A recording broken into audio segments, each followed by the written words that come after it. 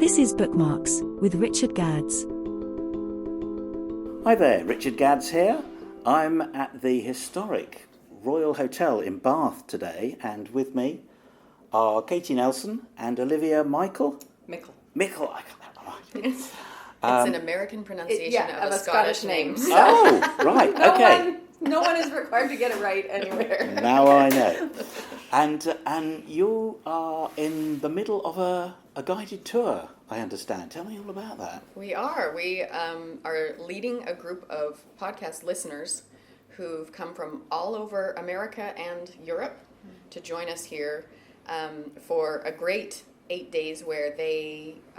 basically, we take them to the places where we recorded previous episodes. Right. Where we've conducted interviews or the historic sites associated with historical women. Yeah. The listeners just want to go there after they hear the episode, and so and they're we usually them. Extremely obscure, non-touristified places. These tours end up being. I want to go to some places no one else goes to talk about women no one else talks about and do things nobody else does, and right. The people who want to do that turn out to be wonderful and exactly our people. Right. The nerds that go, yes, that sounds like exactly my kind of thing. Yeah. And this is based around your podcast? Yes. Yeah. So what does that highlight? Well, our tagline is fascinating women you've never heard of. So we feature, in each episode features one historical woman that no one's ever heard of, based on an interview with an expert, and we just, tell their story, bring their story to life. We always add era-appropriate music to the episode also, because we're raised by musicians, so music is a big element of it too. And we just started it, I don't know how many years ago now, like 5? 6. Weird. Almost 6. Yeah. And we thought, who is going to be interested in a podcast about obscure historical women who got left out of the historical narrative? So, no one knows their name. We thought maybe a few. Yes, I was concerned. No one will be interested except us. But the good news is there's lots of people all around the world interested in that. And so we have a sort of surprise global audience, which is great news for the world. Yeah. Yes, I've never been so happy to be wrong. People are better than I thought. All right. And now you're branching out into travel. Yes, apparently so. Yeah. This is our 6th Yes, tour, which is Oh, is astonishing. it? Oh, right. Yeah. Kind of everything that we've done keeps surprising. Exactly. How did this happen? Life is one giant surprise for me. Everything that's happened and that keeps happening is, I have no plan. I'm just making it all up as I go. So tell us about some of the women that you'll be talking about in this area. Yesterday, we went to Caroline Herschel's house, which is often called William Herschel's house, but Caroline also lived there. She's known as the Comet Huntress in the Georgian era. Right. She and her brother William, who lived at the house with her, they were the co-discoverers of the planet Uranus, which because they discovered the planet, they got to name it, and they actually named it George. Which is much better. After King George in the 1700s, which is so much better. They would. They're not supposed to have the planet George. I know. Utterly I've delightful. made a solar system poster for my house that says George, because or like Justice for George. Justice for planet George. I want to start a global movement. Bring back George.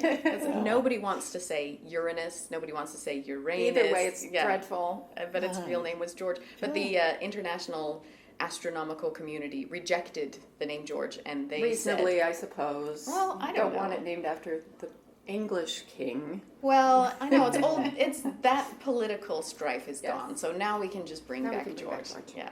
Anyway, so, but she discovered the planet, but she also discovered, 17 nebulae, 32 comets, her whole entire lifespan was absolutely bonkers with these amazing scientific discoveries, and her childhood was just effectively Cinderella, just a straight-up Cinderella story, except instead of marrying a handsome prince, she went on to become a world-renowned astronomer. Much better.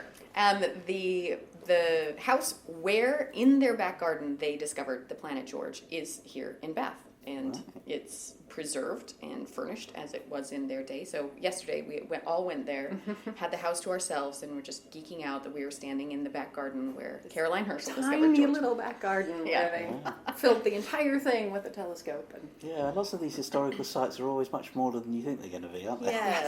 Yes, exactly. I have discovered years ago that I love obscure museums. If there's I used to live in Warwick in the UK, Oh, and that's so when I did discovered. So did I. Oh, really? Yeah, for 50-odd years I lived there. Nuh-uh.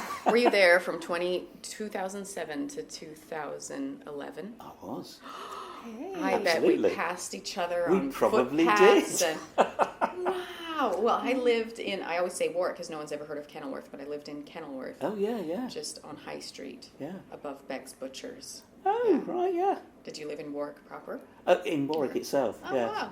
Wow. What a I'm small sure we world. crossed Left paths. out. This is so strange. I was interviewing a crime writer the other week, and it turned out we'd worked almost for the same company Really? a long time ago. Well, sort of rival companies in the same area. Such a small Truly world, is a isn't small it? world. It's It's shocking wonderful. often. Ah, Well, that's when I discovered I love obscure museums and would travel to like the Salt Museum and the Mustard Museum, the Pencil Museum, all those. oh, the pencil museum's fascinating. Yes, exactly. So now they're on my radar. I will go to the big world famous sites, but also obscure Yeah. museums, especially if it's about a woman in history. I'm there, and it's always more interesting than you think. Right, who's coming up next on the tour? Sally Lunn. We did an episode on Sally Lunn, the French immigrant baker who invented the Sally Lunn bun in 1680. Delicious. And tomorrow we are headed to Dorset, where we are visiting Down Farm, Oh, my favorite which day. is just owned by Martin Green, who is a farmer slash archaeologist. And on his farm, a couple of decades ago, he discovered one of the best preserved Neolithic graves of all time on his farm, deep down in the chalk of his farm. And it's actually covered by the BBC in a series, I think, in the 1990s. They were doing a documentary on. Meet the Ancestors is what it was called. Oh, right, They yeah. had found a Bronze Age skeleton. We're very excited. We're doing an entire feature on that. And at the last second, they were, they're closing the dig, and he found a little, that's odd, and started digging in the corner and went, oh! A Neolithic grave, and it's a woman nestled in with 3 children, skeletons, perfectly preserved skeletons. Wow. They pioneered isotope analysis for that program and discovered just incredible things about Stone Age people that we didn't know because he dug a little bit deeper on his farm and found that grave. So Martin Green is still around. He's utterly delightful human. Taking us. And so we're going to around meet his up farm. with him and walk around his farm, and he'll show us where he discovered it and all the other, Stone Age sites on his farm. Have a little Wonderful. picnic. Yeah, Wonderful. Can Wonderful. I join up? absolutely. Yes. See you there tomorrow. Okey-dokey. Let's talk about the book. What's her name? All based around the podcast, I guess. And why did you want to write this particular book? I suppose I've been teaching world history university courses for 15 years and I've constantly been on the hunt for a book that tells the true history of the actual world, where you see a lot of popular history books that are called A History of the World in, this or that, but it's really just 85% modern Western history, pretending to be a history of the whole world. I was looking for something that was actually global, truly global, but not a boring textbook. Something that was really engaging, so academically sound, but fun. And I just couldn't find it anywhere. And so when we were approached by Meikle Books to write a book, I thought, is this my It's the chance moment. to Yeah. write a world history? Academically sound, but very light-hearted, Yeah. irreverent. Yeah. That's my style. So Well, that's what we've done. The thing that strikes me reading it is it's very chatty. Yes. And it's like you're sitting down listening to somebody speak. It's I don't think I've ever come across a history book quite so, interactive and engaging and Yes. Good. That was our goal. I And love Yeah. to hear that. That's sort of our. I mean, in the podcast, obviously, but also our style anyway. That we're a whole family of huge nerds, and our parents are academics, so we come at all academia. the best people in there. Yes. I mean, really. Amen. And I think, because our parents are academics, we come at academia without any of the sort of precious reverence, right? Right. It's we have no tolerance for academic snobbery, and if I often tell my students, if anyone who is purposefully making their subject difficult to understand, they think they're making themselves sound smart. All they're doing is proving they can't do their job. And you should be able to make your subject accessible. You should be able to make it enjoyable to everyone and still keep it academically sound, that it's accurate, it's truthful and fully sourced, and anyone can enjoy and understand it. I often think history can be made to be horribly boring. Yes. If you're doing it wrong.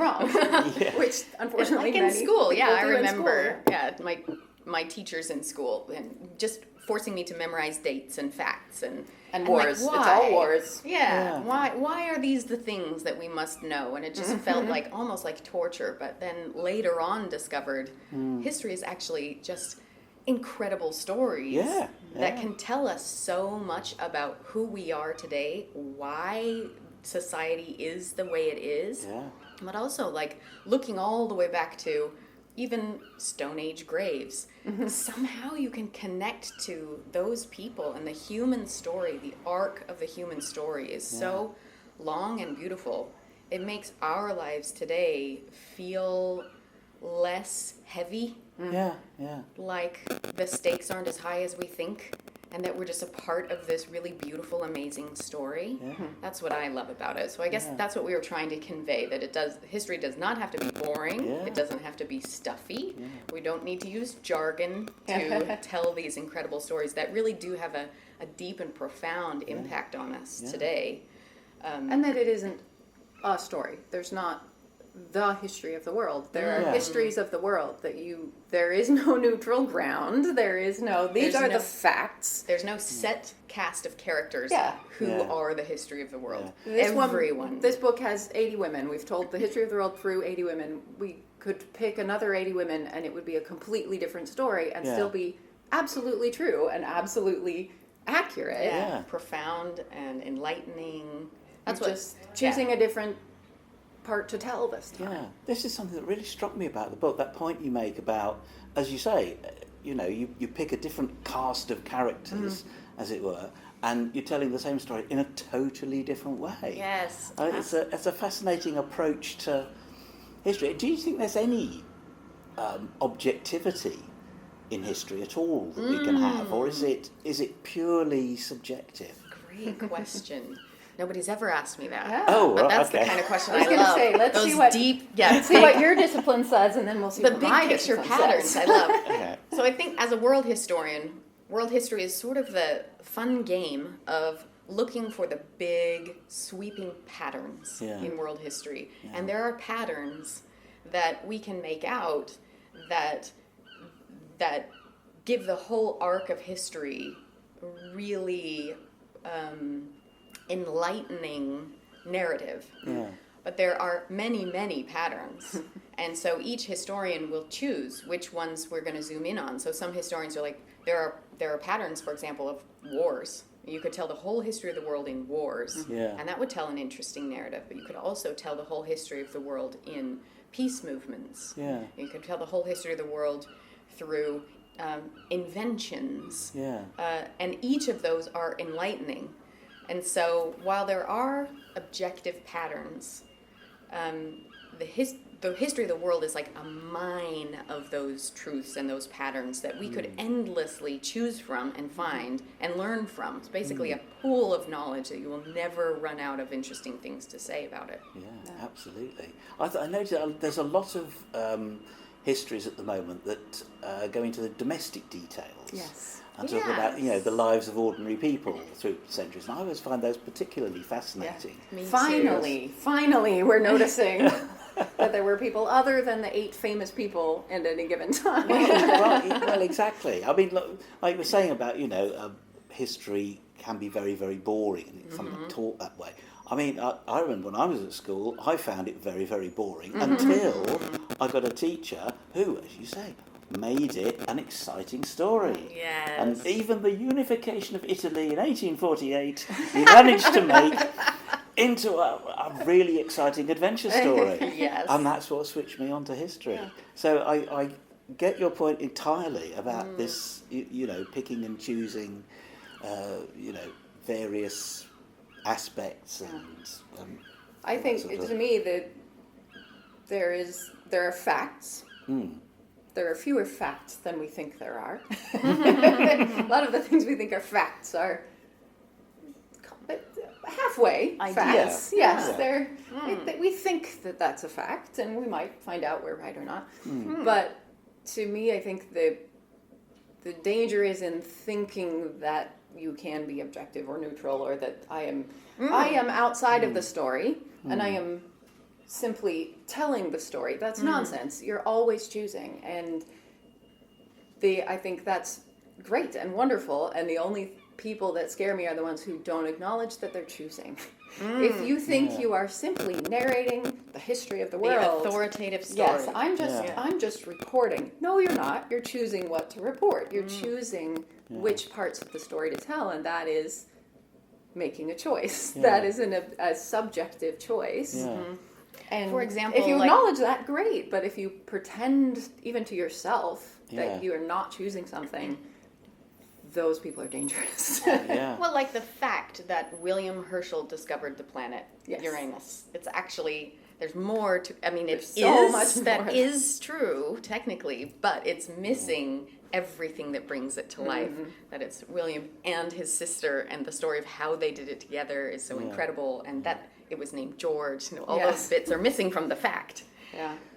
So do you think there can be a sort of factual spine to history, on which we flesh it out with whatever characters we like, or is even that factual spine not quite possible? I think many factual spines are possible. So for example, there is a factual spine running through this book. There are definite themes that are persisting throughout as we watch these nations develop through time. So I think those are not only possible, but if you don't have that in a history book, then you just have a book of random stories, which is not as enlightening as connecting all of the dots down through the centuries. It's connecting them through time that gives it such great enlightening depth.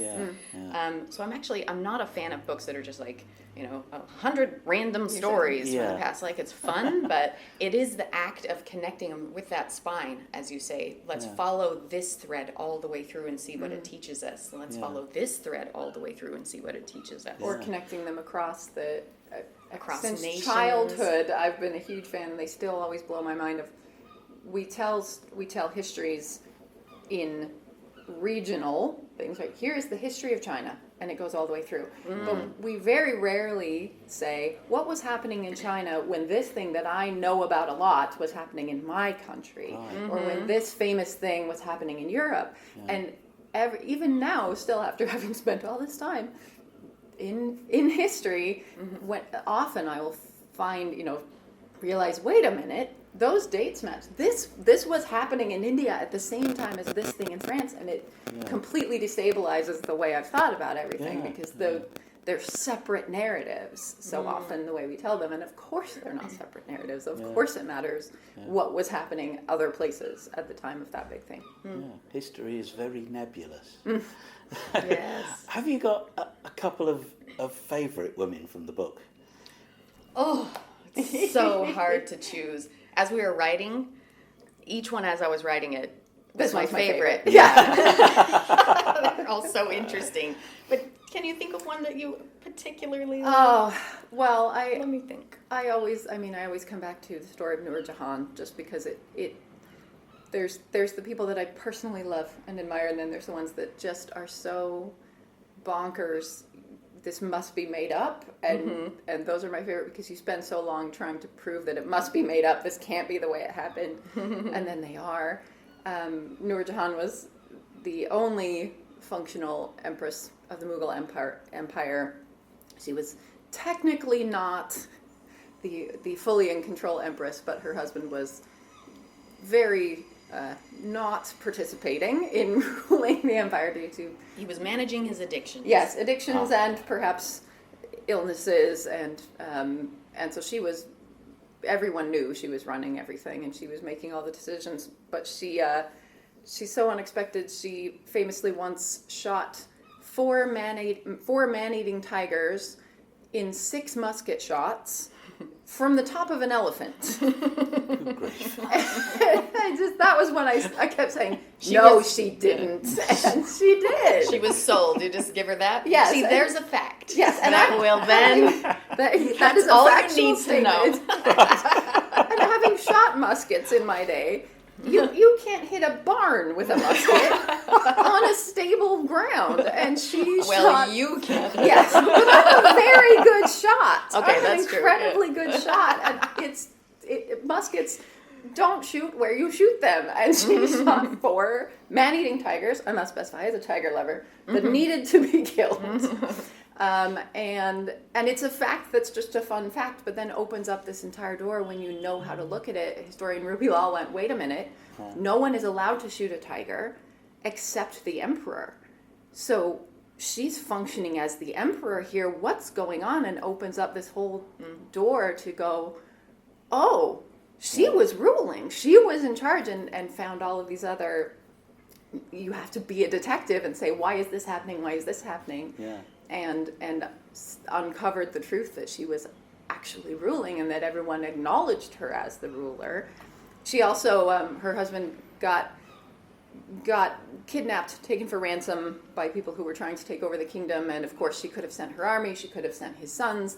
No, off she goes again on her elephant, and breaks into the camp, gets herself captured, and then breaks her husband and several hundred men out of this prison camp right under the noses of their captors, and rides back on the elephant to glory and fame and back home. I mean, this woman is just the opposite of me in every way. The book is full of these astonishing adventures. Yeah. You know, I think my favourite are the Chinese pirates. Yes. They're great fun. She's probably my other favorite. Qingshi. How is Blackbeard famous? Blackbeard was nothing. I love Blackbeard. The more you delve into it, the more female pirates you turn up, don't they? There were everywhere. Yeah.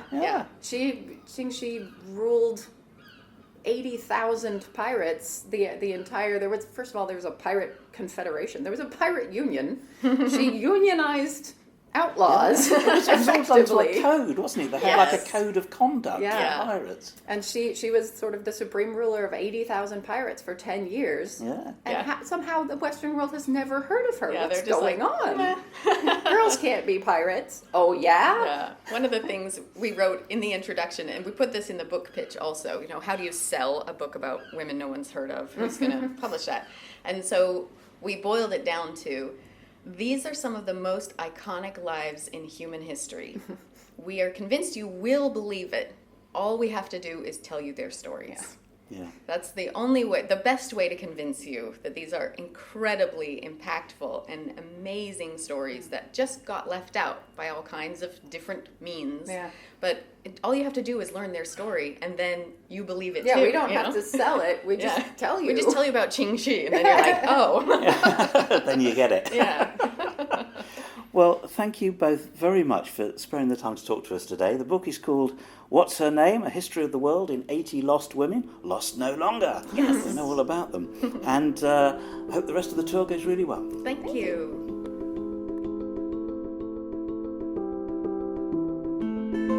That was Bookmarks with Richard Gads. For more, visit www.richardgads.co.uk.